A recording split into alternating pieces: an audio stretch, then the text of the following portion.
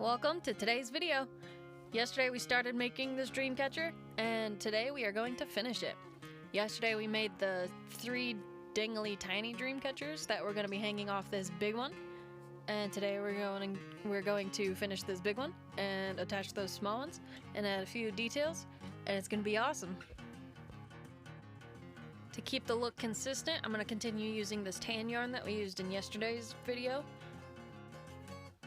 Originally, I planned on going with a little bit more of a more traditional look, like just a regular, consistent web, but then as I got started, I thought it would be fun to do some kind of weird patterns. And so I did 2 or 3 different layers. So I found the spot that I wanted to be the very top. I thought it was sturdy and it looked pretty, even on both sides, on either sides of that point. And then wrapping the yarn around it, I kept it symmetrical on both sides of that point. The entire overall look, a very regular pattern in this dream catcher, is every little part of it is pretty bottom heavy, except for these tiny little things. They're a little top heavy because of where the little gems are sitting, but the way everything curves, kind of like a rainbow, makes it feel very bottom heavy. And I like that ended up being a very consistent thing throughout the entire project.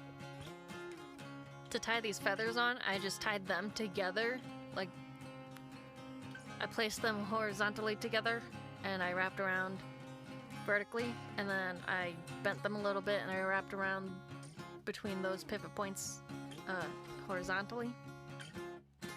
I hope that made some sense. And then I just tied it on around the bottom of the hoop.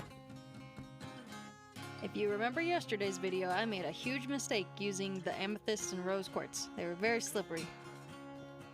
So I made a bunch of geogems, like wire wrap geogems, a long time ago, like almost about a year ago. And so I've just had these all sitting in my drawer for like a year. And so I thought I might go ahead and use them as a little bit of a decoration on this thing, especially since they're really cool, they're real, unlike the amethyst and rose quartz that I used in the tiny little dream catcher bits. These are really cool, they were really fun, and wire was a lot easier to use than string is, which is really kind of weird, but it was a lot more cooperative and a lot more sturdy, and it was really fun because there were a bunch of different colors. Like this big one right here, I did black, red, and black. Made a really cool pattern around the rock.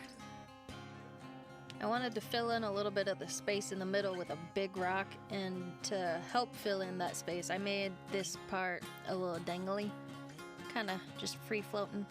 And it was really hard to make each side even because I didn't want the rock just hanging loose, like able to slide back and forth on the string. So I knotted it right in the center, and then I tied the sides onto the wreath, and it was really hard to make each side even. So I'm just about done filling in all this extra space. Decorating this has turned out to be a lot more fun than I expected it to be honest.